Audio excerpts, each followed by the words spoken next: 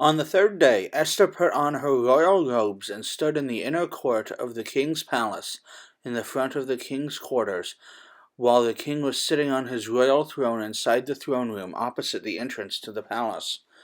And when the king saw Queen Esther standing in the court, she won favor in his sight, and he held out to Esther the golden scepter that was in his hand.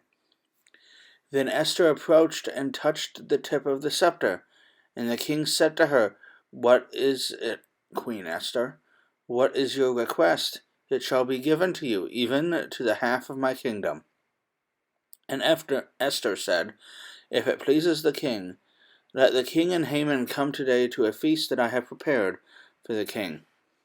Then the king said, "Bring Haman quickly, so that we may do as Esther has asked." So the king and Haman came to the feast that Esther had prepared. And as they were drinking wine after the feast, the king said to Esther, "What is your wish? It shall be granted to you. And what is your request? Even to the half of my kingdom it shall be fulfilled." Then Esther said, "My wish and my request is, if I have found favor in the sight of the king, and if it pleases the king to grant my wish and fulfill my request, let the king and Haman come to the feast that I will prepare for them, and tomorrow I will do as the king has said."